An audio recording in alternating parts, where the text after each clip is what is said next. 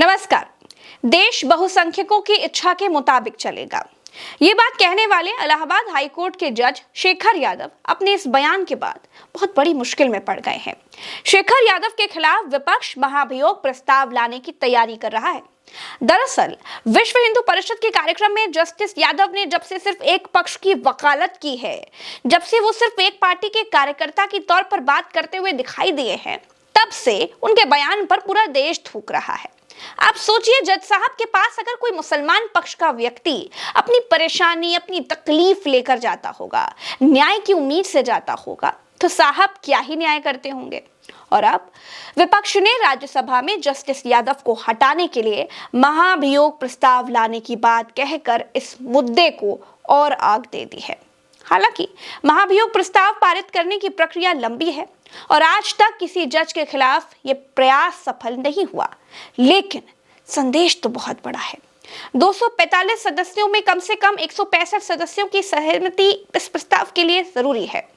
विपक्ष ये संख्या जुटा पाएगा, ये मुश्किल लग रहा है, क्योंकि बिना सत्ता पक्ष के सहयोग के महाभियोग लाना संभव नहीं है।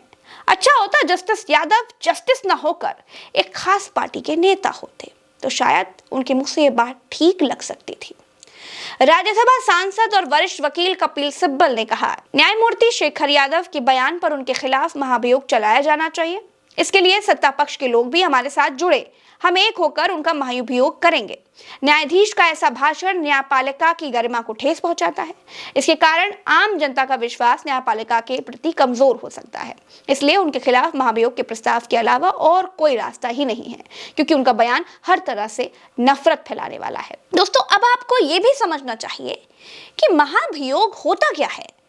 महाभियोग का प्रस्ताव संसद के दोनों सदनों, लोकसभा या राज्यसभा में से किसी एक सदन में पेश किया जा सकता है। लोकसभा में जज के खिलाफ महाभियोग का प्रस्ताव पेश करने के लिए कम से कम 100 सांसदों का समर्थन चाहिए, और वहीं राज्यसभा में इस प्रस्ताव के लिए कम से कम 50 सांसदों का समर्थन होना जरूरी है। इस प्रस्ताव को सदन के सभापति यानी राज्यसभा में उपराष्ट्रपति और लोकसभा में स्पीकर के सामने पेश किया जाता है। उनकी ओर से मामले की प्रारंभिक जांच के लिए एक समिति बनाई जाती है। इस समिति में सुप्रीम कोर्ट के एक जज, एक हाई कोर्ट के मुख्य न्यायाधीश और एक विशिष्ट कानून विशेषज्ञ होते हैं। यह समिति जज पर लगाए गए सभी आरोपों की जांच करती है और रिपोर्ट सौंपती है। अगर समिति की रिपोर्ट में यह बात साबित हो जाती है कि जज के खिलाफ लगाए गए आरोप सही हैं, तो संसद के संबंधित सदन में महाभियोग का प्रस्ताव पेश कर दिया जाता है और एक सदन से महाभियोग प्रस्ताव पारित हो जाता है तो उसे दूसरे सदन में भेजा जाता है। फिर वहां से भी प्रस्ताव पास हो जाता है, यानी महाभियोग पर दोनों सदनों की मुहर लग जाती है, और फिर जाकर उसे राष्ट्रपति के पास भेजा जाता है और फिर उनकी मंजूरी के बाद जज को पद से हटा दिया जाता है। दोस्तों, इस मामले में सुप्रीम कोर्ट ने भी स्वतः संज्ञान लिया और हाई कोर्ट से जज शेखर यादव के बयान से जुड़ी विस्तृत जानकारी मांगी।